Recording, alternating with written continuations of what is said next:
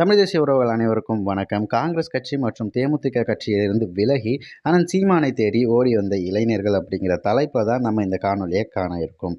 இந்த நிகழ்வு எங்கே நடந்திருக்கு அப்படின்னு சொல்லி பார்த்தீங்கன்னா, குமரி மாவட்டம் பத்மநாபபுரம் தொகுதியின் திற்பரப்பு பேரூராட்சி சேக்கல் பகுதியில் நாம் தமிழர் கட்சியோட கொடியேற்ற நிகழ்வு நடைபெற்றிருக்குங்க. அதே நேரத்தில் தான் இந்த கட்சியில் எங்களை இணைச்சிருங்க அப்படின்னு சொல்லிட்டு 2 கட்சியில் இருக்க ஆதரவாளர்களும் வந்திருக்காங்க. அதில் குறிப்பிட்டு ஒரு விஷயம் சொல்லணும் அப்படின்னா, காங்கிரஸோட கமிட்டி துணைத் தலைவராக இருக்கக்கூடிய பால் ரத்னம் அப்படிங்கிறவரோட ஆதரவாளர்கள் தான் பலரும் நாம் தமிழர் கட்சியில் இணைஞ்சிருக்காங்க. இந்த விஷயம் அங்கே இருக்க காங்கிரஸ் கட்சியினர் மிகப்பெரிய அதிர்ச்சியடைய தான் வச்சிருக்கு. ஏன்னா அவர்கள் காலம் தொட்டு குமரியில் காங்கிரஸ் தான் மிகப்பெரிய இடத்துல இருக்குது. அது எல்லாருக்குமே தெரியும்னு நினைக்கிறேன், அந்த குமரி மாவட்டம் பற்றி தெரிஞ்ச ஆட்களுக்கு. ஆனால் அந்த இடத்துல இருந்து விலகி ஒருத்தவங்க ஒரு கட்சியில் சேர்றாங்க அப்படின்னும்போது, ஒரு பெரிய கட்சி திமுக, அதிமுக அப்படின்ட்டு அவங்க சொன்னாங்கன்னு வச்சுக்கோங்களேன், அந்த கட்சியில் தான் போய் சேர்றது அப்படிலாம் இருப்பாங்க. ஆனால் அங்கே சேராமல் நாம் தமிழர் கட்சிக்கு வராங்க அப்படின்னா அவர்களுக்கு உண்மையாகவே அரசியல் என்ன அப்படிங்கிறது தெரிஞ்சிருக்கு. எந்த அரசியலை நம் மக்களுக்காக முன்னெடுக்கணும் அப்படிங்கிறதும் தெரிஞ்சிருக்கு. அது மட்டும் இல்லாமல் குமரி மாவட்டத்தில் தொடர்ந்து நடக்கக்கூடிய இந்த வனக்கொள்ளைகள் அந்த மாதிரியான விடயங்கள்லாம் இருக்குது இல்லையா, அதற்கு எதிர்ப்பாக குரல் கொடுக்குற ஒரே ஒரு கட்சி தமிழகத்தில் நாம் தமிழர் கட்சி மட்டும்தான். அழுத்தமாக இந்த விஷயத்தை தொடர்ந்து பேசிகிட்டு இருக்க ஒரே கட்சியும் அண்ணன் சீமான் அவர்களின் நாம் தமிழர் கட்சி மட்டும்தான் இருக்கிறதால பலரும் அங்கே இருக்கவங்களுக்கு நம்பிக்கைக்குரியவர்களாக நாம் தமிழர் கட்சி தெரிய ஆரம்பிக்க ஒவ்வொருத்தவங்களும் அந்த இடத்துல சேர்றாங்க. இன்னும் சொல்லப்போனால் தேமுதிக கட்சியினுடைய தலைவராக இருக்கக்கூடிய விஜயகாந்த் அவர்கள் மீது நமக்கு பெருமதிப்பு இருக்குது. ஆனால் அவர் ஆக்டிவாக இருந்த காலத்தில் இருந்த அந்த வீரியம் இப்போ அந்த கட்சியில் இல்லைங்கிறது மிகவும் வருந்தத்தக்க செய்தி தான்.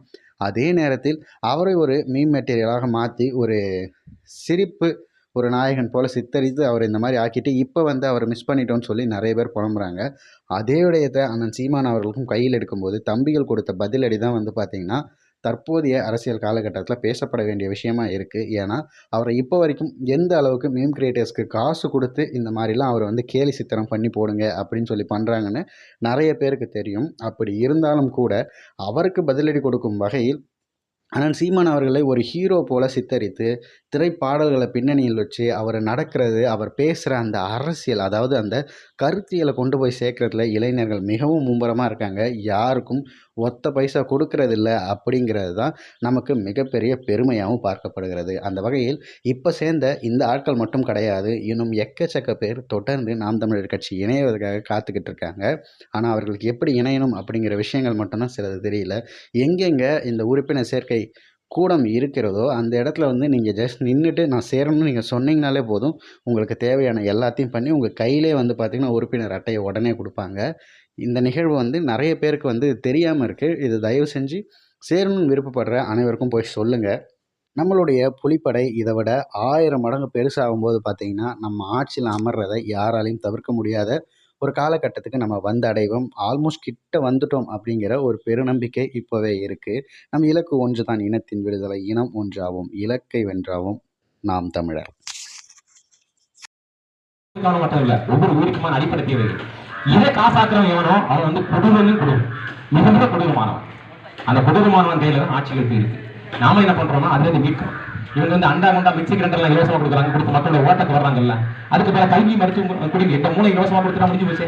நம்மளே நமக்கு தரமான மிக்சி வாங்கிடும், தரமான கிரைண்டர் வாங்கிடும், தரமான சைக்கிள் வாங்கிடும், தரமான செப்பல் வாங்கிடும். வாங்க முடியாது நம்மளால. ஒரு சிறந்த வேலையை கொடு, நாங்களே உழைச்சு வாங்கிப்போம். இது மக்கள் முழுக்க ஏமாற்றக்கூடிய ஒரு செயல், உங்களுக்கு எல்லாருமே தெரியும். ஆனா இணைந்து மீறணும் அப்படிங்கிறதுக்காக நம்ம நிற்கிறோம். அதே மாதிரி இன்னொன்று என்ன பண்றாங்க தெரியல, உலக நாடுகள் இருந்து கடன் வாங்கியிருக்கான். கடன் வாங்கிட்டு அந்த கடனை கட்டு அப்படின்னு சொல்லி உலக நாடுகள் கேட்கிறான். ஒன்னு கடனை கட்டு இல்லைன்னா வட்டியை கட்டு அப்படின்னு கட்டும்போது இவனால கட்ட முடியாத பட்சத்தில் என்ன சொல்றான்னா உங்களோட வளங்களை நீங்க எடுத்துக்கான்னு சொல்றான். எப்படி, இது என் வீடு, நான் உங்களுக்கு கடன் வாங்கி வீடு வச்சுட்டேன், எனக்கு அந்த வட்டியை கட்ட முடியல, எதுவும் கட்ட முடியல, கடைசியில் நான் என்ன பண்றேன், நீங்க என்ன பண்றீங்க, இது கட்டி பண்றீங்க, உள்ள நான் எது வரைக்கும் என்னென்ன வாங்கி வச்சிருந்தோம் அதையும் எடுத்துட்டு போறீங்க. புரியுதா? இதுதான் நாட்டிலே நடந்துட்டு தான் நமக்கு இப்ப கிடைச்சிருக்கு.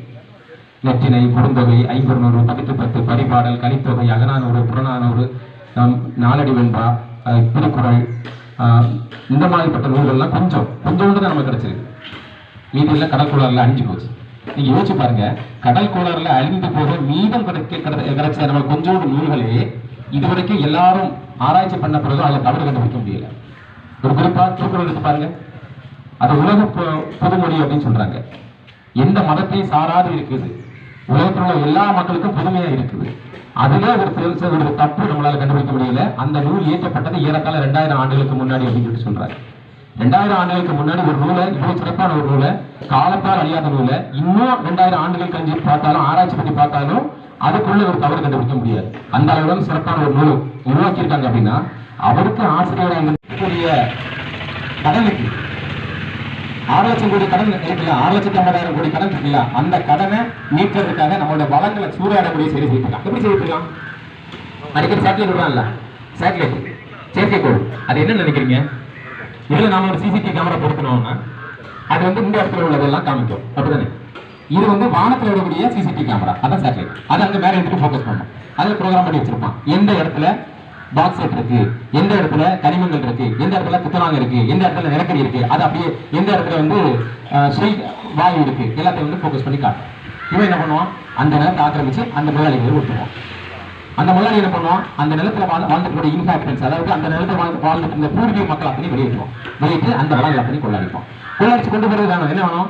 தொழிற்சாலை வேணும், சிறந்த சாலைகள் வேணும் கொண்டு போகிறதுக்கு. இன்னொன்று என்ன வேணும்? கடல் வழியாக தான் அவன் கொண்டு போவான் அவன் நாட்டு. அப்ப கடல் பக்கத்துல வந்து துறைமுகங்கள் கட்டணும்.